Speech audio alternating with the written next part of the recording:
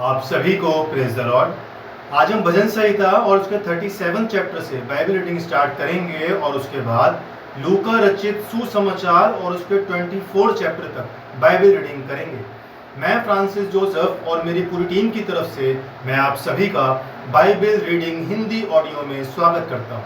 आइए हम प्रार्थना करें। आसमान और ज़मीन के खालिक और मालिक, हमारे जिंदा और अब्दी खुदा, आपका तहे दिल से धन्यवाद करते हैं कि आपने हमें जिंदों की ज़मीन पे जिंदा रखा, अपनी हिफाजत में रखा। आज जो आपने वचन दिया है प्रभु, जब ये वचन पढ़ा जाए और जब ये वचन सुना जाए, उसके ऊपर आप अपना आशीष भरा हाथ रखें। इस प्रार्थना को मांगता हूँ यीशु मसीह के सच्चे और जिंदे नाम से, आमीन। भजन संहिता और उसका 37 चैप्टर। कुकर्मियों के कारण मत कुढ़, कुटिल काम करने वालों के विषय भय ना कर, क्योंकि वह घास के समान झट कट जाएंगे और हरी घास के समान मुरझा जाएंगे। यहोवा पर भरोसा रख और भला कर, देश में बसा रहे और सच्चाई में मन लगाए रहे। यहोवा को अपने सुख का मूल जान, और वह तेरे मनोरथों को पूरा करेगा। अपने मार्ग की चिंता यहोवा पर छोड़ और उस पर भरोसा रख, वो ही पूरा करेगा। वह तेरा धर्म ज्योति के समान और तेरा न्याय दोपहर के उजियाले के समान प्रकट करेगा। यहोवा के सामने चुपचाप रहे और धीरज से उसकी प्रतीक्षा कर। उस मनुष्य के कारण ना कुढ़ जिसके काम सफल होते हैं और वह बुरी युक्तियों को निकालता है। क्रोध से परे रहे और जलजलाहट को छोड़ दे। मत कुढ़, उससे बुराई ही निकलेगी। क्योंकि कुकर्मी लोग काट डाले जाएंगे और जो यहोवा की बाट जोहते हैं वह पृथ्वी के अधिकारी होंगे। थोड़े दिन के बीतने पर दुष्ट रहेगा ही नहीं, और तू उसके स्थान को भली भांति देखने पर भी उसको ना पाएगा। परंतु नम्र लोग पृथ्वी के अधिकारी होंगे और बड़ी शांति के कारण आनंद मनाएंगे। दुष्ट धर्मी के विरुद्ध बुरी युक्ति निकालता है और उस पर दांत पीसता है, परंतु प्रभु उस पर हंसेगा, क्योंकि वह देखता है कि उसका दिन आने वाला है। दुष्ट लोग तलवार खींचे और धनुष चढ़ाए हुए हैं, ताकि दीन दरिद्र को गिरा दे और सीधे चाल चलने वालों को वध करे। उनकी तलवारों से उन्हीं के हृदय छिदेंगे और उनके धनुष तोड़े जाएंगे। धर्मी का थोड़ा सा धन दुष्टों के बहुत से धन से उत्तम है, क्योंकि दुष्टों की भुजाएं तो तोड़ी जाएंगी, परंतु यहोवा धर्मियों को संभालता है। यहोवा खरे लोगों की आयु की सुधि रखता है और उनका भाग सदैव बना रहेगा। विपत्ति के समय उनकी आशा न टूटेगी और ना वह लज्जित होंगे, और अकाल के दिनों में वह तृप्त रहेंगे। दुष्ट लोग नष्ट हो जाएंगे और यहोवा के शत्रु खेत की सुथरी घास के समान नष्ट होंगे। वह धुएं के समान लुप्त हो जाएंगे। दुष्ट क्षण लेता है और भरता नहीं, परंतु धर्मी अनुग्रह करके दान देता है। क्योंकि जो उसके आशीष पाते हैं वह तो पृथ्वी के अधिकारी होंगे, परंतु जो उससे शपित होते हैं, जो उससे शापित होते हैं, वह नष्ट हो जाएंगे। मनुष्य की गति यहोवा की ओर से दृढ़ होती है और उसके चलन से वह प्रसन्न रहता है। चाहे वह गिरे तो भी पड़ा ना रह जाएगा, क्योंकि यहोवा उसका हाथ थामे रहता है। मैं लड़कपन से लेकर बुढ़ापे तक देखता आया हूँ, परंतु ना तो कभी धर्मी को त्यागा हुआ और ना उसके वंश को टुकड़े मांगते देखा है। वह तो दिन भर अनुग्रह कर करके क्षण देता है और उसके वंश पर आशीष फलती है। बुराई को छोड़ और भलाई कर और तू सर्वदा बना रहेगा, क्योंकि यहोवा न्याय से प्रति रखता और अपने भक्तों को न तजेगा।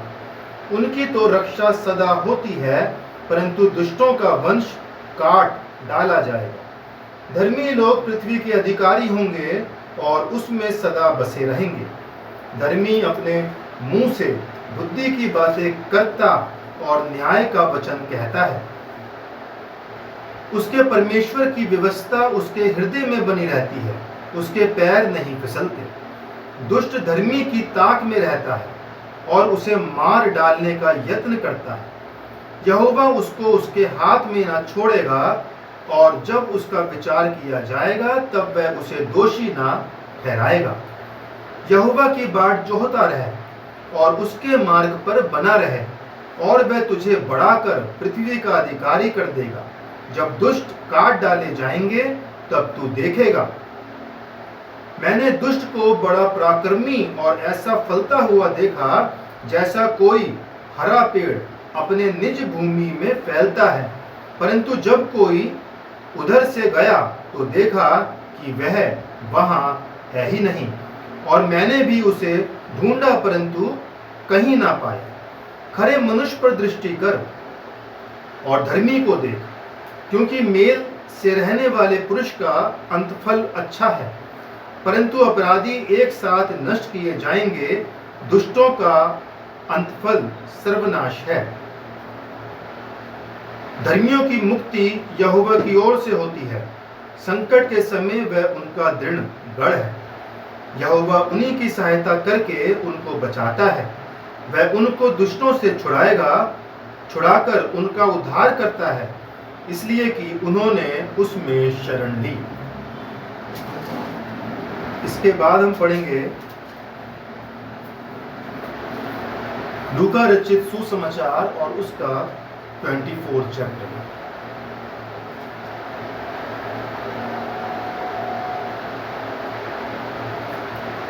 परंतु सप्ताह के पहले दिन बड़े भोर को वह उन सुगंधित वस्तुओं को जो उन्होंने तैयार की थी लेकर कब्र पर आई। उन्होंने पत्थर को कब्र पर से लुढ़का हुआ पाया, पर भीतर जाकर प्रभु यीशु का शव ना पाया। जब वे इस बात से भौचक्की हो रही थीं, तो देखो दो पुरुष झलकते वस्त्र पहने हुए उनके पास आ खड़े हुए। जब वे डर गईं और धरती की ओर मुंह झुकाए रहीं, तो उन्होंने उनसे कहा, तुम जीवते को मरे हुओं में क्यों ढूंढती हो? वह यहाँ नहीं परंतु जी उठा है।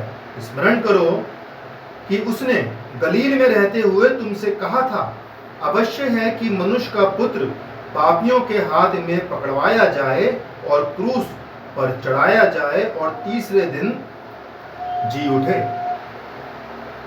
तब उसकी बातें उनको स्मरण आई, और कब्र से लौटकर उन्होंने उन गैरों को और उन सब को ये सब बातें कह सुनाई, जिन्होंने प्रेरितों से ये सब बातें कहीं। वह मरियम मगदलीनी और योन्ना और याकूब की माता मरियम और उनके साथ की अन्य स्त्रियां भी थीं।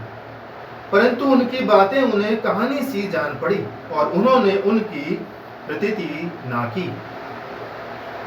जब पतरस उठकर कब्र पर दौड़ा गया और झुककर केवल कपड़े पड़े देखे, और जो हुआ था उससे अचंभा करता हुआ अपने घर चला गया। उसी दिन उनमें से दो जन इमाउस नामक एक गांव को जा रहे थे, जो यरूशलेम से कोई 7 मील की दूरी पर था। वह इन सब बातों पर जो हुई थी आपस में बातचीत करते जा रहे थे, और जब वह आपस में बातचीत और पूछताछ कर रहे थे तो यीशु आसपास आकर उनके साथ हो लिया, परंतु उनकी आंखें ऐसी बंद कर दी गई थीं कि उसे पहचान ना सके। उसने उनसे पूछा, ये क्या बातें हैं जो तुम चलते फिरते आपस में करते हो? वह उदास से खड़े रह गए। ये सुनकर उनमें से क्लियोपास नामक एक व्यक्ति ने कहा, क्या तू यरूशलेम में अकेला परदेसी है जो नहीं जानता कि इन दिनों में उसमें क्या क्या हुआ है। उसने उनसे पूछा, कौन सी बातें? उन्होंने उससे कहा, यीशु नासरी के विषय में, जो परमेश्वर और सब लोगों के निकट काम और वचन में सामर्थी भविष्यद्वक्ता था, और प्रधान याजकों और हमारे सरदारों ने उसे पकड़वा दिया कि उस पर मृत्यु की आज्ञा दी जाए और उसे क्रूस पर चढ़वाया। परंतु हमें आशा थी कि यही इस्राएल को छुटकारा देगा। इन सब बातों के सिवाय इस घटना को हुए तीसरा दिन है, और हम में से कई स्त्रियों ने भी हमें आश्चर्य में डाल दिया है, जो भोर को कब्र पर गई थीं, और जब उसका शव ना पाया तो ये कहती हुई आई कि हमने स्वर्गदूतों का दर्शन पाया, जिन्होंने कहा कि वह जीवित है। तब हमारे साथियों में से कई एक कब्र पर गए, और जैसा स्त्रियों ने कहा था वैसा ही पाया, परंतु उसको ना देखा। तब उसने उससे कहा, हे निबुद्धियों और भविष्यद्वक्ताओं की सब बातों पर विश्वास करने में मंदमतियों, क्या अवश्य ना था कि मसीह ये दुख उठाकर अपनी महिमा में प्रवेश करे? तब उसने मूसा से और सब भविष्यद्वक्ताओं से आरंभ करके सारे पवित्र शास्त्र में से अपने विषय में लिखी बातों का अर्थ उन्हें समझा दिया। इतने में वह उस गांव के पास पहुंचे जहां वह जा रहे थे, और उसके टांग से ऐसा जान पड़ा कि वह आगे बढ़ना चाहता है, परंतु उन्होंने ये कहकर उसे रोका, हमारे साथ रह, क्योंकि संध्या हो चली है और दिन अब बहुत ढल गया है। तब वह उनके साथ रहने के लिए भीतर गया। जब वह उनके साथ भोजन करने बैठा तो उसने रोटी लेकर धन्यवाद किया और उसे तोड़कर उनको देने लगा। तब उनकी आंखें खुल गईं और उन्होंने उसे पहचान लिया, और वह उनकी आंखों से छिप गया। उन्होंने आपस में कहा, जब वह मार्ग में हमसे बातें करता था और पवित्र शास्त्र का अर्थ हमें समझाता था, तो क्या हमारे मन में उत्तेजना ना उत्पन्न हुई? वह उसी घड़ी उठकर यरूशलेम को लौट गए और उन गैरों और उनके साथियों को इकट्ठे पाया। वह कहते थे, प्रभु सचमुच जी उठा है और शमौन को दिखाई दिया है। तब उन्होंने मार्ग की बातें उन्हें बता दी, और ये भी कि उन्होंने उसे रोटी तोड़ते समय कैसे पहचाना। वह ये बातें कह ही रहे थे कि वह आप ही उनके बीच में आ खड़ा हुआ और उनसे कहा, तुम्हें शांति मिले। परंतु वे घबरा गए और डर गए और समझे कि हम किसी भूत को देख रहे हैं। उसने उनसे कहा, क्यों घबराते हो और तुम्हारे मन में क्यों संदेह उठते हैं? मेरे हाथ और मेरे पांव को देखो कि मैं वही हूँ। मुझे छू कर देखो, क्योंकि आत्मा के हड्डी मांस नहीं होता, जैसा मुझ में देखते हो। ये कहकर उसने उन्हें अपने हाथ पांव दिखाए। जब आनंद के मारे उनको प्रतीति न हुई और वह आश्चर्य करते थे, तो उसने उनसे पूछा, क्या यहाँ तुम्हारे पास कुछ भोजन है? उन्होंने उसे भुनी हुई मछली का टुकड़ा दिया। उसने लेकर उनके सामने खाया और उसने उनसे कहा, ये मेरी वे बातें हैं जो मैंने तुम्हारे साथ रहते हुए तुमसे कही थी, कि अवश्य है कि जितनी बातें मूसा की व्यवस्था और भविष्यद्वक्ताओं और भजनों की पुस्तकों में मेरे विषय में लिखी है, सब पूरी हो। तब उसने पवित्र शास्त्र बूझने के लिए उनकी समझ खोल दी और उनसे कहा, यूं लिखा है कि मसीह दुख उठाएगा और तीसरे दिन मरे हुओं में से जी उठेगा, और यरूशलेम से लेकर सब जातियों में मन फिराव का और पापों की क्षमा का प्रचार उसी के नाम से किया जाएगा। तुम इन सब बातों के गवाह हो। और देखो, जिसकी प्रतिज्ञा मेरे पिता ने की है, मैं उसको तुम पर उतारूंगा, और जब तक स्वर्ग से सामर्थ ना पाओ, तब तक तुम इसी नगर में ठहरे रहो। तब वह उन्हें बैतनिय्याह तक बाहर ले गया और अपने हाथ उठाकर उन्हें आशीष दी, और उन्हें आशीष देते हुए वह उनसे अलग हो गया और स्वर्ग पर उठा लिया गया।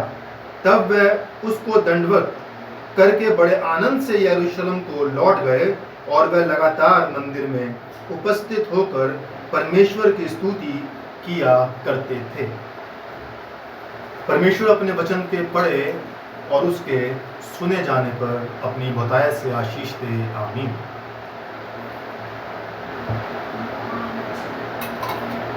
मेरे अजीजों, भजन संहिता और उसका जो मैंने 37 चैप्टर पढ़ा है, उस 37 चैप्टर की अगर हम 16 वर्सेस को देखें, उसमें कुछ इस तरह लिखा है कि धर्मी का थोड़ा सा धन, धर्मी का जो परमेश्वर के ऊपर विश्वास करता है, जो धर्म में बना रहता है, उस धर्मी का थोड़ा सा धन दुष्टों के बहुत से धन से उत्तम है। दुष्टों के जिन्होंने गलत काम से जिन्होंने अपना धन इकट्ठा किया है, उनके मन में कभी शांति नहीं रहेगी, ना होती है, गलत रीति से कमाया हुआ धन।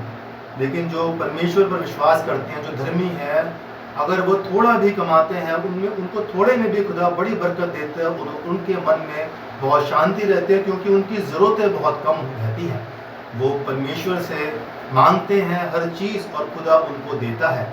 वो अपनी ज़रूरतों में ही आनंद के साथ, धर्मी लोग अपने ज़रूरत जो उनकी होती है, जो खुदा उनकी ज़रूरतें पूरी करता है, उनमें मगन और आनंदित रहते हैं, क्योंकि उनका मन सदा और सर्वदा परमेश्वर के ऊपर लगा रहता है। तो धर्मी का थोड़ा सा धन दुष्टों के बहुत से धन से उत्तम है। तो इसलिए अगर हम परमेश्वर में बने रहे, ये छोटा सा एक एग्जाम्पल था, लेकिन अगर हम परमेश्वर में बने रहें और खुदा में सदा उसके ऊपर विश्वास रखें, तो आप यकीन मानिए हमें किसी भी चीज़ की घटी नहीं होगी, और हमारा मन बहुत आनंदित और हमारे मन में एक अजीब सा सुकून और चैन हमेशा बना रहेगा, क्योंकि हम परमेश्वर के खौफ में हैं। हमें पता है कि हमारा रक्षक कौन है। हमारा रक्षक याकूब का परमेश्वर है, और हमें किसी भी चीज़ की कमी घटी वो हमें नहीं होने देगा। इसी के साथ मैं ये चैप्टर ही समाप्त करना चाहता हूँ, और आइए हम प्रार्थना में चलें। धन्यवाद महान सामर्थ्य पिता, आपका धन्यवाद करते हैं जो आपने आज का सुंदर वचन दिया। आज जो ये वचन पढ़ा गया है और जो ये वचन सुना गया है, ये वचन पिता परमेश्वर फलदायक है। जिस तरह से पिता परमेश्वर आपने हमें अब तक संभाल कर रखा, वैसे पिता परमेश्वर प्रार्थना करते हैं कि है मेरे खुदा, आप हमें आगे भी संभाल करके रखें। ज़्यादा मांगा माफ़ करें खुदा, थोड़ा मांगा अपने भरपूर भंडार में से दे। इस प्रार्थना का मांगते हैं यीशु मसीह के सच्चे और जिंदे नाम से, आमीन। परमेश्वर का अनुग्रह हम सब पर बना रहे, और प्रभु की आशीष हम सब पर सदा और सर्वदा बनी रहे। आप सभी को प्रेज़ द लॉर्ड।